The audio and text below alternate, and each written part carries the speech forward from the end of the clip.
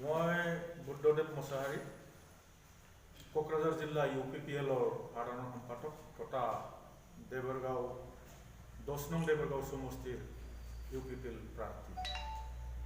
তো আজি এই সময়ত অসমীয়া নতুন বছৰ ৰংজালী বৈশাগুৰ জিলা UPPL ফালৰ পৰা মই আন্তৰিক শুভেচ্ছা বিটিআৰ তথা অসমবাসীক শ্ৰদ্ধা জনাইছোঁ।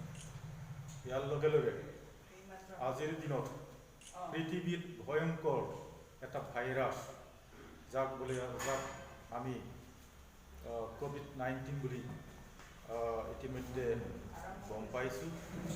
ইয়াৰ কাৰণে পৃথিৱীৰ লগতে আমাৰ ভাৰতবৰ্ষ তথা অসমতো ইয়াৰ প্ৰভাৱ পেলাইছে। তো যি নহওক ইয়াত মই এইটোকে ক'ব বিচাৰিছোঁ যে COVID-19 যি প্ৰভাৱ, এই প্ৰভাৱৰ কাৰণে আমাৰ অসমবাসী ৰাইজে আমাৰ যি মৰমৰ যি বিহু এইটোকে নিজৰ মনত যে এইটো প্ৰতিজন ডিলাৰৰ পৰা এই কেছ মেমো ৰিচিপ্ট যোৱা এপ্ৰিল মাহৰ কেছ মেমোটো কালেকশ্যন কৰিব লাগে আৰু ইয়াত জনসংখ্যা ভিত্তিত যে চাউল কম দিয়া হৈছে না নাই তাক চেক কৰি ওলাব লাগে। তেতিয়াহে মই ভাবোঁ প্ৰকৃত জেনুইন মানুহবিলাকে যিটো ভাৰত চৰকাৰ আসাম চৰকাৰে প্ৰধানমন্ত্ৰী গৰীব কল্যাণ যোজনাৰ দ্বাৰা দি ৰাইজক বা প্ৰতিজন নাগৰিকক 5 কেজিকৈ চাউল প্ৰদান কৰিবলৈ যি স্কিম সেইটো সফলতা হ'ব বা সফলতা লাভ কৰিব বুলি মই গণ্য কৰিছোঁ। অন্যথা এই স্কিমে ৰাইজৰ মাজত বিয়া এটা মেছেজ যোৱাৰ এটা সম্ভাৱনা সেইটো লৈ কৰিব নোৱাৰে।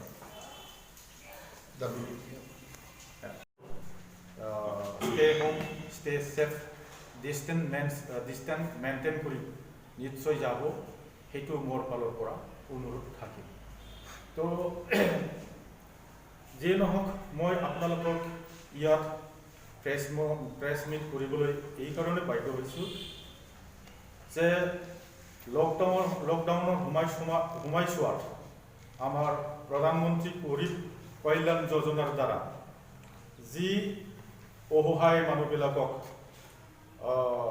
প্ৰতি পাৰ হেড জনসংখ্যাৰ ভিত্তিত যে 5 কিলোগ্ৰাম চাউল দিয়াৰ যে ৰেচন দিয়াৰ যে এটা নতুন স্কিম দিয়া হৈছে তাত আমি খেলিমেলি পাইছোঁ।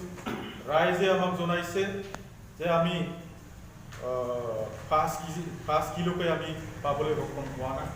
সেয়েহে আমি ৰাইজে আমাক অথেণ্টিক এটা ডকুমেণ্টছ দিয়াৰ কাৰণে ক'ত এইখিনি চাউল এইখিনি ৰেচন আটকি আছে তাকে যেন চৰকাৰে বা প্ৰশাসনে সেইটো বিচাৰ বিশ্লেষণ কৰি বা ইনকুৱাৰী কৰি প্ৰকৃত নেডি পিপলক বা নেডিক দিয়া হয়। এইটোৰ কাৰণে মই আপোনালোকক ইয়ালৈ মাতিছে বা আপোনালোকৰ জৰিয়তে যেন যিবিলাক ভাৰত চৰকাৰৰ যি স্কিম পাৰ হেড 5 কিলো যে চাউল সেইটো যেন গৰীব মানুহবিলাকে খাবলৈ সক্ষম হয়, সেইটো লক্ষ্য ৰাখিয়ে মই আপোনালোকৰ ইয়ালৈ মাতিছোঁ। তো যিয়ে নহওক মই আপোনালোকক ডকুমেণ্ট সহকাৰে দেখুৱাব বিচাৰিছোঁ। সেইটো কোকৰাঝাৰ জিলা পাটগাঁও সমবায় সমিতিৰ এটা কেছ মেমো, যি কেছ মেমো ইয়াত সমবায় সমিতিয়ে কিমান টন বা কিমান কুইণ্টেল এজন ডিলাৰক দিয়া হৈছে পপুলেশ্যন ৱাইজত সেইটো ইয়াত তন্ন লিখা আছে। সমবায় সমিতিত 39জন ডিলাৰ আছে। যদি আমি 39 ডিলাৰ্ছ আছে, ইয়াৰ ভিতৰত যদি আমি এভাৰেজ হিচাপে যদি আমি ইয়াতো আমি পাইছোঁ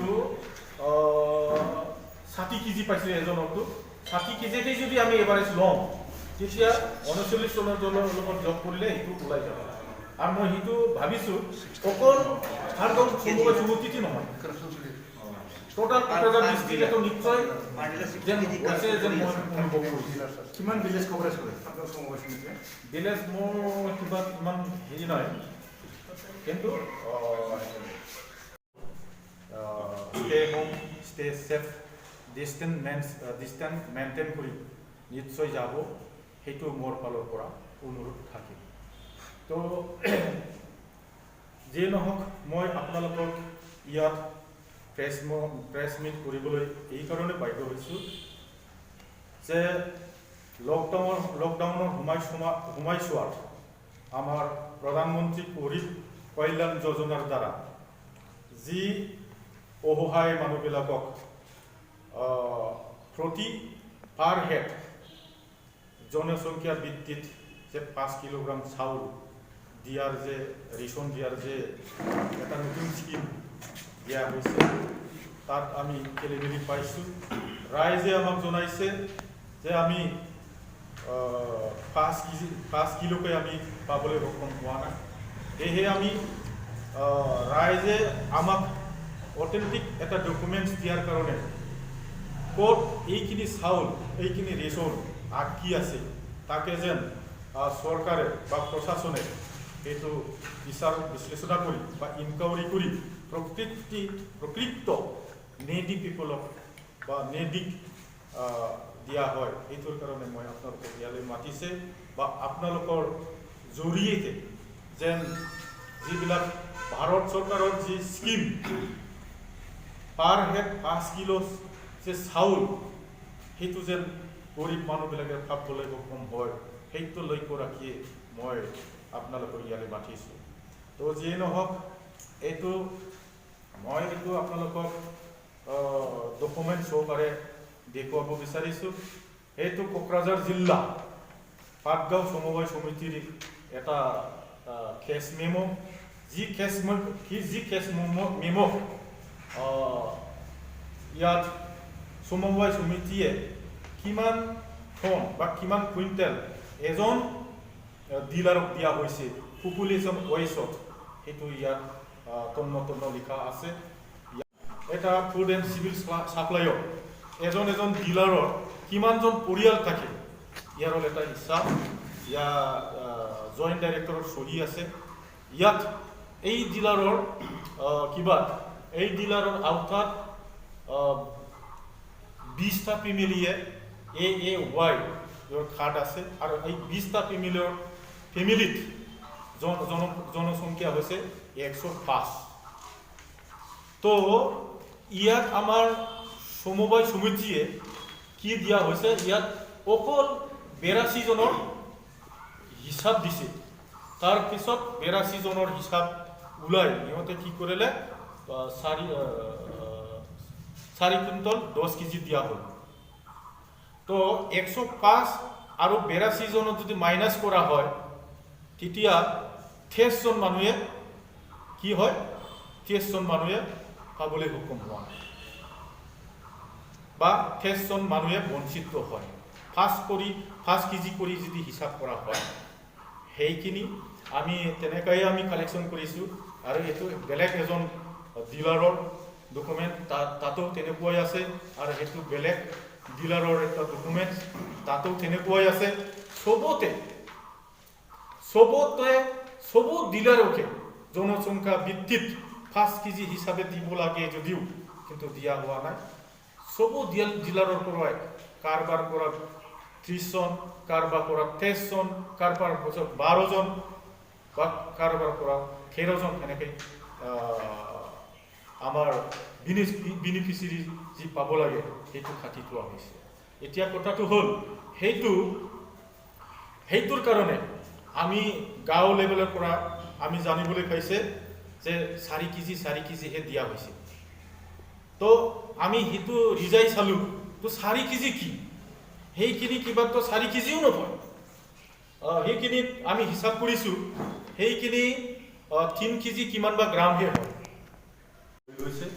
সেইটো মই কোকৰাঝাৰ জিলা UPPL তৰফৰ পৰা তো মই সমগ্ৰ BTC বাসী ৰাইজৰ সফলতা বা কোকৰাঝাৰ BTC-বাসী ৰাইজৰ যি ভাৱ আকাংক্ষা আছিল এইটো পূৰণ হৈছে বুলি মই ভাবিছোঁ। তো যিয়ে নহওক, যদিও আমাৰ যোৱা 4 তাৰিখ এপ্ৰিলত BTC নিৰ্বাচন যদিও আছিল, কিন্তু পেণ্ডেমিক COVID-19-ৰ যি দুখ লগা বা ভয়ংকৰ এটা প্ৰভাৱ, এই প্ৰভাৱৰ কাৰণে পিছুৱাব লগা হোৱাত মই এইখিনিকে কথাটো ক'ব বিচাৰিছোঁ। যদিও আমাৰ মহামান্য ৰাজ্যপালে নিজৰ আওতাত শাসনৰ ক্ষমতাটো লৈছে, যদিও COVID-19 যি ভাইৰাছ, এই ভাইৰাছে যদি কম দিনৰ ভিতৰত এভাৰেজ হিচাপে যদি কমি যায়, তেতিয়া মই ভাবোঁ অতি সোনকালে নিৰ্বাচনটো পাতাৰ যে ব্যৱস্থা কৰিব, সেইটো মই আশাবাদী।